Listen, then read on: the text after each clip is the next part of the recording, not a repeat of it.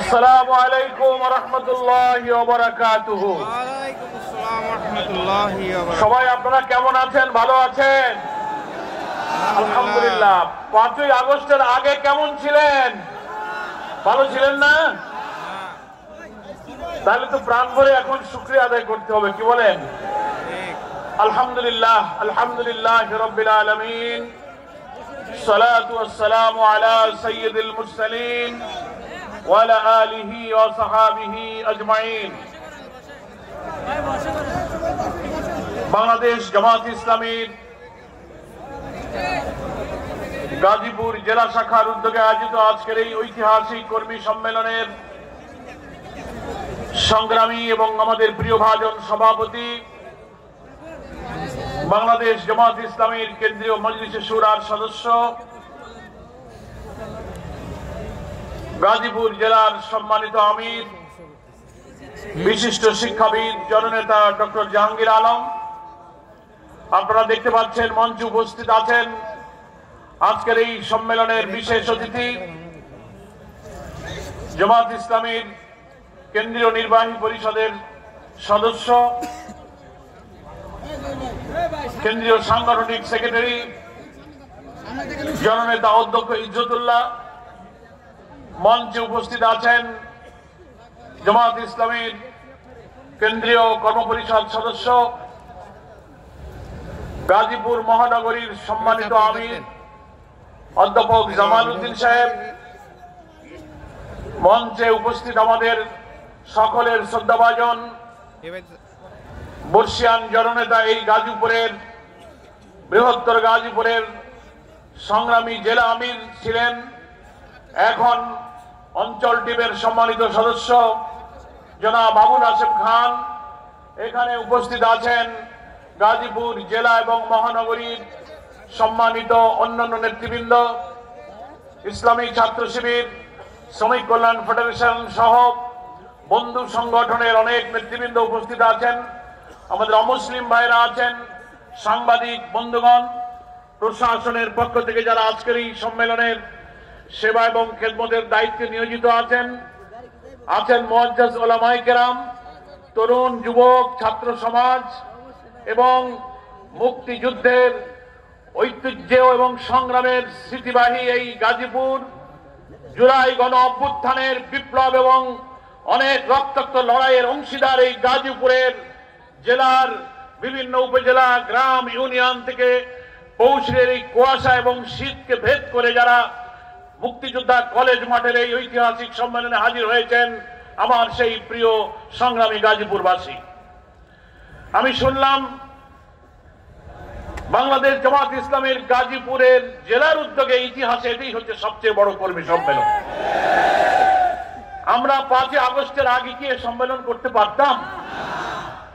সম্ভব ছিল না। তো আল্লাহ তাআলার কাছে আসুন আমরা আরো একবার হৃদয়ের সমস্ত প্রশান্তি এবং তৃপ্তি দিয়ে আমাদের যে রব গফুরুর রহিম আল্লাহ তাআলা আমাদের জাতির উপর থেকে শৈল শাসনের জগদ্দল পাথরকে সরিয়ে দিয়ে মুক্ত বাতাসে স্বস্তির নিঃশ্বাস ফেলার তৌফিক দিয়েছেন, আমরা সেই রব্বুল আলামিনের কাছে শুকরিয়া জানাই আলহামদুলিল্লাহ। আমরা একটা কালো যুগ পার করেছি, প্রায় 18 বছর। 15 বছরের সাথে আরো যোগ করতে হবে। 2006 সালের 28 অক্টোবর রাজধানীর পল্টনে প্রকাশ্য দিবালোকে খুনি, সন্ত্রাসী, ফ্যাসিস্ট, স্যাডিস্ট, সমস্ত গুম, হত্যাকাণ্ড, রিমান্ড, ক্রসফায়ারের মাস্টারমাইন্ড শেখ হাসিনার নির্দেশে পল্টনে লগি বৈঠা দিয়ে আমাদের 7 জন তরুণ নেতাকে পিটিয়ে পিটিয়ে সাপের মতো হত্যা করেছিল। তাদের মৃতদেহের উপরে উঠে তারা নিষ্ঠুর ভাবে লাফালাফি করে নাচানাচি করেছিল। আপনারা সেই ইতিহাস সেই ছবি, সেই ভিডিও কি ভুলে গেছেন? সেই 6 সালের 28 অক্টোবর থেকে বাংলাদেশের রাজনীতিতে গণতন্ত্রের যে অভিযাত্রা আমরা শুরু করেছিলাম 90-এর গণ অভ্যুত্থানের মধ্য দিয়ে, সেই 28 অক্টোবরই বাংলাদেশ তার পথ হারিয়ে ফেলেছে। সেই 28 অক্টোবর থেকে বারবার ভারতীয় আধিপত্যবাদীদের এই দেশীয় দালাল সেবাদাস চক্ররা ক্ষমতার মসনদে বারবার বসার ষড়যন্ত্র করেছে এবং 24 সালের সেই 5 আগস্ট পর্যন্ত 17.5-18 বছর আমাদের উপর দিয়ে একটি কালো অধ্যায় আমরা পার করেছি। কেন আমরা এই কালো যুগ বলছি? আমাদের সংগ্রামী নেতৃবৃন্দ তার বক্তব্যে বলেছেন, এই সময় আমাদের কোনো গণতান্ত্রিক অধিকার ছিল না, রাজনৈতিক অধিকার ছিল না, ভোটাধিকার ছিল না, ধর্মীয় মূল্যবোধ, জাতি সত্তা পায়ের নিচে পিষে ফেলা হয়েছিল, অর্থনীতিতে চলেছিল লুটপাট, জুডিশিয়ারি বিচার অঙ্গনে কোন ন্যায় বিচার ছিল না, শাসন ক্ষমতায় ওই শেখ পরিবার, হাসিনার পরিবার, আওয়ামী লীগের সিন্ডিকেট কর্তৃত্ব করে ব্যবসা বাণিজ্য, চাকরি বাকরি তারা সবকিছু তছনছ করে দিয়েছে। ফলে আমরা সেই কালো যুগ 18টি বছর পার করেছি। কত মানুষ শহীদ হয়েছে, কত মানুষ আহত পঙ্গু হয়েছে, লক্ষ লক্ষ মানুষ কারাবরণ করেছে। এ জাতির কত শিশু, কত মা, কত স্ত্রী, কত পিতা আল্লাহর কাছে সিজদা দিয়ে চোখের পানি ফেলেছে, আল্লাহর কাছে মুনাজাত করে হাজারি করেছে, আল্লাহ তুমি এই অত্যাচারী শাসকের হাত থেকে এই জনপদকে উদ্ধার করো। আমরা জানি না আল্লাহ তারা কোন শাহাদাতকে কবুল করেছেন, কার ইখলাসকে কবুল করেছেন, কার মুনাজাত, কার চোখের পানি কবুল হয়েছে আমরা জানি না। কিন্তু 24 সালের 5 আগস্ট আসমান থেকে আল্লাহ তাআলা রহমতের ধারা বর্ষিত হয়েছে। আমি তখন কারাগারে ছিলাম।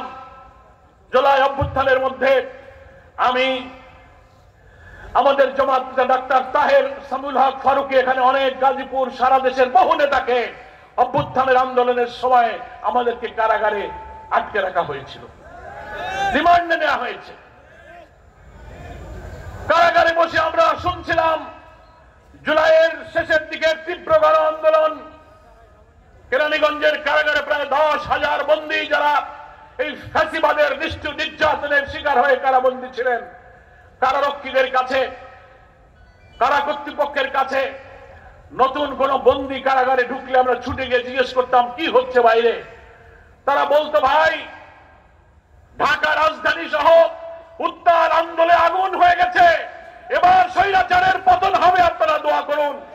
আমরা শুধু অপেক্ষা করতাম, এই শুনি 100 মারা গেছে, 200 মারা গেছে, রিমান্ডে নিয়ে আমাদেরকে নেতৃবৃন্দকে কঠিন নির্যাতন করছে, আর আমরা আল্লাহর কাছে শুধু চোখের পানি ফেলছি। 5 আগস্ট সকাল থেকে আমরা শুনতে পেলাম যে কিছুক্ষণ পরে হয়তো সেনাপ্রধান জাতির উদ্দেশ্যে ভাষণ দেবেন। আমরা টেলিভিশনের সামনে কারাবন্দী অবস্থায় বিএনপি জামাতের অনেক নেতৃবৃন্দ অপেক্ষা করতে লাগলাম, সেনাপ্রধান আসে না। চরম উদ্বেগ উৎকণ্ঠা, 12টা, 1টা, 2টা, 2:15। কিছুক্ষণের মধ্যে দেখি টেলিভিশনের স্ক্রলে লেখা যাচ্ছে কিছুক্ষণ আগে প্রধানমন্ত্রী শেখ হাসিনা তার বোন রেহানা গণভবন থেকে হেলিকপ্টারে করে ভারতে পালিয়ে গেছে। কারাগারে হাজার হাজার বন্দীরা চোখের পানিতে সিজদায় পড়ে গেল আল্লাহর কাছে। আমরা একে অপরকে জড়িয়ে ধরলাম। ডাক্তার আব্দুল মোহাম্মদ তাহের এবং আমি এক জায়গায় ছিলাম। তাহের ভাই আমাকে জড়িয়ে ধরে কান্নাকাটি করলেন। আমরা কল্পনা করিনি আমাদের এই লোক, এই দয়ালু রাম এই অত্যাচারী শাসক থেকে এইভাবে জাতিকে মুক্তি দেবে, আমরা বুঝতে পারিনি। 17-18 বছর কত মানুষ কেঁদেছে। আমরা ভেবেছিলাম এই স্বৈরাচার কত মানুষকে হত্যা করলো, কত নেতাকে মিথ্যা মামলায় কারাগারে দিল। 14, 18, 24 তিনটা ভোট আমরা দিতে পারিনি। রাজনৈতিক দলের আন্দোলনকে গুলি করে, নিষিদ্ধ করে, আর নির্যাতন করে, নিষেধাজ্ঞা জারি করে বিরোধী আন্দোলনকে দমিয়ে রাখার চেষ্টা করেছে। মানুষ হতাশ হয়ে গেল। আপনারাও বলবেন, সাধারণ মানুষ বলতো এই শেখ হাসিনা তোমরা এত আন্দোলন করে বিদায় করতে পারলে না, তিনটা ভোট আমরা দিতে পারলাম না, মনে হয় শেখ হাসিনা মরা ছাড়া মনে হয় ক্ষমতা থেকে যাবে না। কি মানুষ এরকম বলতো না? মানুষ হতাশ হয়ে গেছিল। কিন্তু আল্লাহ তাআলার ইচ্ছা, কত অপমানজনক ভাবে শেখ হাসিনার বিদায় হলো, নাকি বলেন? আমরা পৃথিবীর ইতিহাসে অনেক পতিত স্বৈরাচার এবং ফ্যাসিস্টের বিদায় দেখেছি, কিন্তু এইভাবে জনতা রুদ্র রোষে এত দাম্ভিক, এত অহংকারী, কি 17-18 বছর তার মেজাজটা কি? মনে হচ্ছে যেন তিনি যেন একটা ছোট খোদা সেজে বসে গেছেন, নাকি বলেন? কারোর কথা মানবে না। ওকে মারো, ওকে ধরো, ওকে নিষিদ্ধ করো, ওকে গুলি করো, ওকে আয়না ঘরে নাও, ওকে রিমান্ডে নাও, রাজনৈতিক অধিকার নেই, ভোটাধিকার নেই। এত আত্মহমিকার, এত অহংকারী, এত দাম্ভিককে আল্লাহ তাআলা কখনো পছন্দ করেন না। আমরা মনে মনে এটা কামনা করতাম, নিশ্চয়ই আমাদের জন্য আল্লাহর রহমত অপেক্ষা করছে।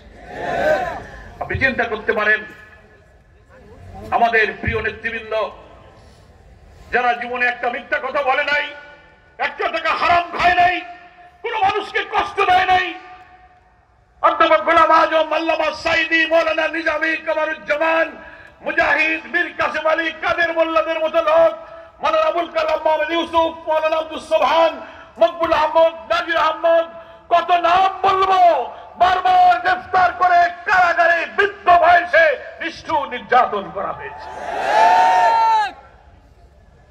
5 জন নেতাকে ফাঁসিতে ঝুলিয়ে হত্যা করা হয়েছে।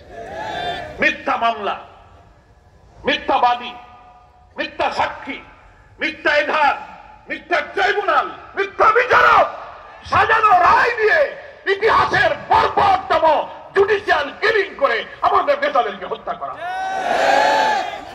বিদেশ থেকে রায় লিখে দেওয়া হয়েছে। সেই হত্যাকাণ্ডের মাস্টার মাইন্ড হচ্ছে শেখ হাসিনা। কি বলেন, ঠিক কিনা?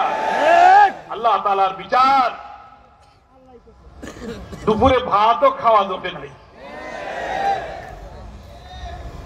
কি ফেরাউনি স্বর্গ বানাইছিল, আমরা তো টের পাইতাম না। পরের দিন 6 তারিখ আমরা জেল থেকে বের হলাম। যখন এই খবর শুনলাম, জেলের ডেপুটি জেলার সুপার, জেলার সকলকে বললাম, বিএনপি আর আমরা জামাত নেতৃবৃন্দ যারা ওখানে ছিলাম কারাগারে ডিভিশনে, বললাম যে আপনারা টেলিফোন এনে দেন, আমরা এখন বাইরে কথা বলবো। তখন তো কারাগারের নিয়ন্ত্রণ আমাদের কাছে, আমরা যা বলি তাই হয়। 8টা-9টা টেলিফোন নিয়ে সুপার সাহেব হাজির। দুপুরবেলা ফোন দিতে লাগলাম, নেতৃবৃন্দ কোথায়, পরিবারের কি অবস্থা, তারা হাউমাউ করে কাঁদতে লাগলো। আমার মাকে আমি প্রথম ফোন দিলাম, ঢাকার বাসায় অসুস্থ মাকে নিয়ে এসেছিলাম। আমার কারাগারে থাকা অবস্থায় আব্বা ইন্তেকাল করলেন। মা আমার আব্বা হারিয়ে বড় ছেলের জন্য পেরেশান। মাকে বললাম তুমি আমার বাসায় চলো। মাত্র কয়েকদিন আগে মাকে আনলাম। 20 জুলাই রাত 2:30টার সময় আমার বাসা ঘেরাও করে মা কান্নাকাটি করতে লাগলেন। আমার ছেলে কয়েকদিন আগে জেল থেকে বের হলো, কেন তোমরা আজকে নিয়ে যাবা? আমি মাকে জড়ায় ধরে কপালে চুমু দিয়ে বলেছিলাম, মা এবার দেরি হবে না, তুমি দোয়া করো আমার জন্য। আমি যখন ফোন করলাম 5 আগস্ট লিখলে, মা তুমি কেমন আছো? মা আমাকে বলল, তোমাকে ধরার পরে আমাকে লোকেরা বলেছে তোমার ছেলে আবার জেলে গেছে, আর বেরোতে পারবে না। আমার মমতাময়ী অল্প শিক্ষিত মা আমাকে টেলিফোনে বললে, আমি তাদের বলেছি না, এই বাংলাদেশ নতুন করে স্বাধীন হবে, তারপর আমার ছেলেকে নিয়ে আমি খুলনায় যাব।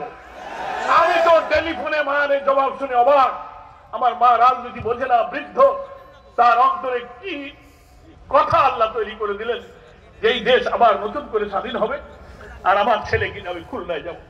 মাকে বললাম, মা তোমার দোয়া কবুল হয়েছে, আমি তাড়াতাড়ি আসবো বলেছিলাম, আমি চলে আসছি। তারপর আমি মাকে নিয়ে খুলনায় গেছি। প্রিয় গাজীপুরবাসী, দেশবাসীকে এই কথাগুলো আমি কেন বলছি? শুরুতে আমি বলেছি আমরা একটা কালো যুগ পার করেছি। হ্যাঁ, আমরা যদি কোনো অন্যায় করতাম, মাওলানা সাঈদী, নিজামীদের মতো নেক মানুষরা যদি একটা অপরাধ করতো, তাহলে মনকে বুঝ দেওয়া যেত। আল্লাহর এত প্রিয় নেক মানুষগুলোকে এই বৃদ্ধ বয়সে ফাঁসিতে জড়িয়ে ঝুলিয়ে তুমি ফাঁসি দিয়েছো। তোমার অন্তর কাঁপে নাই? আসমান কেঁপেছে, জমিন কেঁপেছে। বাংলাদেশ এবং দুনিয়ার সমস্ত আল্লাহ আল্লাহরা চোখের পানি ফেলেছে। আল্লাহর ঘরে কাবায় লুটিয়ে পড়ে আল্লাহর গোলামেরা সিজদা দিয়ে তোমার বিরুদ্ধে নালিশ করেছে। আল্লাহর আরশে সেই দোয়া হয়তো কবুল হয়ে গেছে। তাই ইতিহাসের নিষ্ঠুরতম ফ্যাসিস্টদের মতো পতিত স্বৈরাচার তুমি অপমানিত হয়ে বিদায় দিয়েছ। গেলে কোথায়? যেখানকার মাল সেখানেই চলে গেল। মাল তো ওইখানকার, কি বলেন? ওখানে গিয়ে উনি ষড়যন্ত্র করছেন। পাসপোর্ট বাতিল, ভিসা নাই। আধিপত্যবাদী ভারত শাসন করছে এখন বিজেপির হিন্দুত্ববাদী সাম্প্রদায়িক সরকার। আমরা বলতে চাই, আন্তর্জাতিক কনভেনশন, জেনেভা কনভেনশন, সমস্ত কূটনৈতিক রীতিনীতি ভঙ্গ করে এত বড় খুনি, অপরাধী, হত্যাকাণ্ডের মাস্টার মাইন্ডকে কেন তুমি সেখানে আশ্রয় দিয়েছ? তাহলে আমরা এটা বলতে বাধ্য, 18 বছরের জুলুম, নির্যাতন, হত্যাকাণ্ড, লুটপাট, নিষ্ঠুরতার পেছনে তোমার হাত ছিল। তুমি তাকে কেন সাহায্য করেছ? বাংলাদেশ সরকারের পক্ষ থেকে ভারতকে চিঠি দেওয়া হয়েছে, তাকে ফেরত দেন, তাকে বিচারের আওতায় আনা হবে। ট্রাইব্যুনাল করেছিলে আল্লাহ আল্লাহ লোকদেরকে ফাঁসি দেওয়ার জন্য। আল্লাহর কি ইচ্ছা, সেই ট্রাইব্যুনালাই এখন তোমার জন্য ফাঁসির আয়োজন চলছে। কোথায় যাবা? ওমা তাশাউনা ইল্লা আইয়াশা আল্লাহু রাব্বুল আলামিন। তোমাদের কোনো ইচ্ছাই কাজে লাগবে না যদি আল্লাহর ইচ্ছা না হয়, কি বলেন ঠিক কিনা? তুমি সারা জীবন ক্ষমতায় থাকতে চেয়েছিলে, ইসলামী রাজনৈতিক দল আলেম ওলামাকে কারাগারে রুদ্ধ করে, নিষ্ঠুর নির্যাতন করে, ইসলামী মূল্যবোধকে ধ্বংস করে দল নিষিদ্ধ করতে চেয়েছিলে।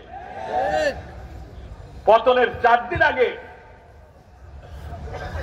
বাঁচার আর কোন উপায় নেই সে মনে করলেন এই সব আন্দোলন, সব সংগ্রাম, সব বিদ্রোহ জামাত আর শিবির করতেছে। তো বাঁচার শেষ উপায় হলো জামাত শিবির নিষিদ্ধ করে দাও। ডুবন্ত মানুষ যখন সাগরে ডুবতে থাকে, বাঁচার কোন পথ যখন পায় না, হাতড়াইতে থাকে, একটা শ্যাওলাও যদি পায় তো ওইটা তুলে বাঁচতে চায়। শ্যাওলা ধরে কি বাঁচা যায়? বাঁচা যায় না। তোমার পতনের 4 দিন আগে তুমি জামাত শিবিরকে নিষিদ্ধ করলে, 4 দিন পরেই আল্লাহ তাআলা তোমাকে নিষিদ্ধ করে দিল। এটাই হচ্ছে আল্লাহর ইচ্ছা। তুমি আর দেশে আসতে পারবা কিনা জানি না। মাঝে মাঝে অডিও ভিডিও গণমাধ্যমের 2-1টা বক্তব্য ছেড়ে দিতেছে, শোনেন না? তোমরা চালায় যাও না, আপা আপনার জন্য খুব মায়া লাগে, আপনি আসেন এই জায়গায়, আমরা দেখবানে, হেন তেন বলে। না, তোমরা চিন্তা করো না, আমি পাশে আছি, ঢুকে পড়বানে। শুনছেন আপনারা? শুনছেন? তা আমরা বলছি আসেন, ঢুকে পড়েন। আমরা একেবারে গেট টেট সাজায় মালা দিয়ে বরণ করার জন্য বসে আছি। আপনার এই হত্যাকাণ্ড, আমরা দুর্বল হতে পারি, আমরা অসহায় ছিলাম। আমাদের আপনারা হাত পা বেঁধেছেন, ডান্ডা বেড়ি পরিয়েছেন, হাত কড়া পরিয়েছেন, কথা বলতে দেননি, মিটিং করতে দেননি। 3-4 জন লোক বাড়িতে বসলে ধরে নিয়ে বলেছে নাশকতার ষড়যন্ত্র করতেছ, হাতে বোমা দিয়ে মামলা দিয়েছ। আমাদের কিছু করার ছিল না, কিন্তু আমাদের সৃষ্টিকর্তা মহান রবের তো অনেক ক্ষমতা, অনেক শক্তির মালিক। সেই তোমার ফাইলটা এখন তার হাতে, ফাইলটা আল্লাহ ডাইরেক্ট হ্যান্ডেল করতেছে, কি বলেন ঠিক কিনা? 200-র উপরে মামলা হয়ে গেছে ট্রাইব্যুনালে, রেড অ্যালার্ট জারি হয়েছে, ওয়ারেন্ট জারি হয়েছে, ভিসা বাতিল হয়ে গেছে।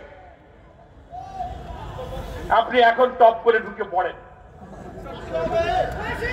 সেই জন্য আমি শুরুতেই বলেছিলাম, একটা কালো যুগ পার করেছি। যাদের রক্ত, যাদের ত্যাগ, যাদের শাহাদাত, যাদের ইখলাস, যাদের চোখের পানির বিনিময়ে 2000 ছাত্র জনতা জীবন দিয়েছে, 40,000 ছাত্র জনতা আহত হয়েছে, পঙ্গু হয়েছে, হাত নেই, চোখ নেই, মাথার মগজ বেরিয়ে গেছে, পা কেটে ফেলেছে।